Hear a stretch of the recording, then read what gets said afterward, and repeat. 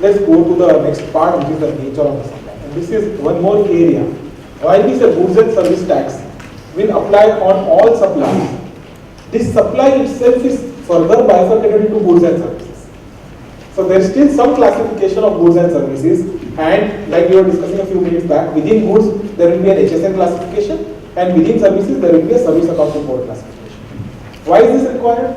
This is required for multiple reasons, because most of the other rules are distinct for goods and services. So time of supply for goods is distinct from time of supply for services. Place of supply for goods is distinct from place of supply for services. So you have distinct rules, and therefore your starting anchor point has to be, you need to, having said that there is a supply, you need to decide whether that supply is a goods or a supply of a service. So let's look at what it says.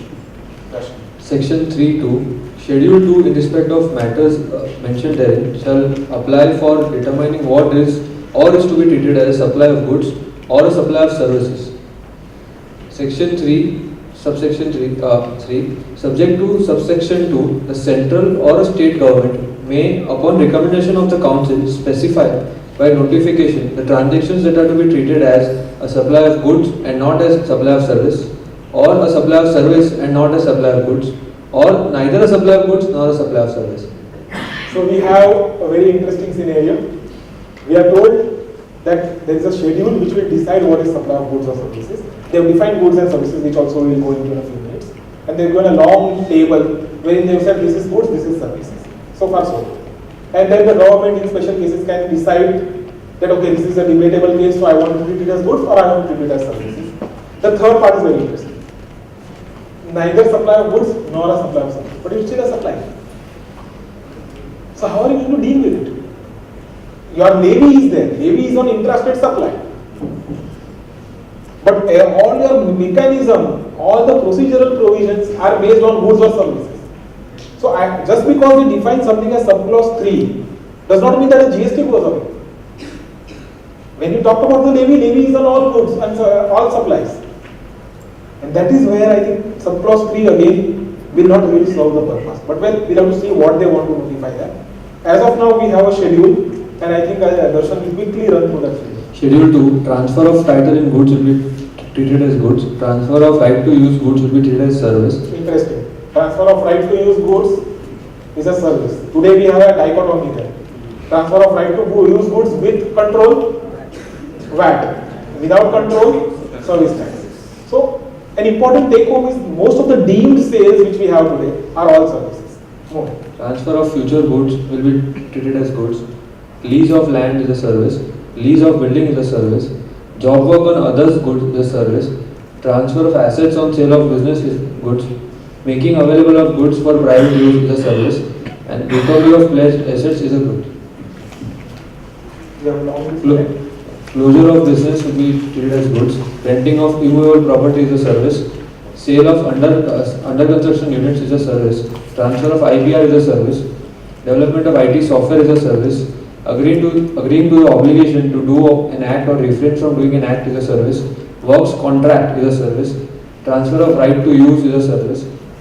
Supply of food as a part of service is a service. Supply of goods by an unincorporated association to its members is will be termed as goods. So here you can see most of the declared services continue to be classified as services. Most of the deemed sales continue to be classified as services. So the entire, of course, the deemed sale concept itself goes away in the GST because everything gets subsumed into a single law. Interesting thing is works contract. Looks simple, yes, works contract defined to be a service, lots of complications will go away. But if they put works contract, and I have a hunch that they'll put it in RCM and TDS, and that's the reason why they've kept a definition of works contract also. It will be important to understand what this works contract is. Can we open the draft law and go to the definition of works contract? Just go to section 2 somewhere, there's a definition of works contract. It's important to read that because it can have a widespread ramification. So, can you read? Works contract means an agreement for carrying out for cash, deferred payment or other valuable consideration, building, construction, fabrication, erection, installation, fitting out, improvement, modification, repair, renovation or commissioning of any movable or immovable property. That's it. Something is fundamentally missing from the current understanding of works contract. What is it? Excellent. Supply, as of today, when you talk about works contract as a concept, ever since I started my practice, I have been talking about works contract. I have been saying works contract has three important requirements: client property, work on that property, and some transfer of material from my side. That transfer of material is totally missing now. Which means works contract is no longer only works contract. All labor contracts become works contracts. As of today, a pure labor job of construction is not a works contract. You might deduct TDS under 194C, but for VAT law, for works contract TDS, it is not a works contract. RCM does not apply. And that's what is going to change. It's a fundamental change in the way one interprets works contract. No longer transfer of material in goods will be an important requirement to define something to be a works contract. And I think this is something which is going to change a lot of interpretations in the times to come. So, we go back. So we have nature of supply. We looked at various examples. A lot of them are simplistic. 2 or 3 things which I wanted to discuss. I talked about it. Relevance, separate rules. We already talked about it. In the returns, you have to mention the HSN and SSC code which will be tagged to this service and all. Then certain concepts like ISD is applicable only for services, not applicable for goods. Reimbursement of pure agent concept, aggregator, all of these apply only to services. So therefore, it's still relevant to understand what is the nature of supply. Important issue is they have defined a composite supply, but they have not used that definition anywhere in the substantive law.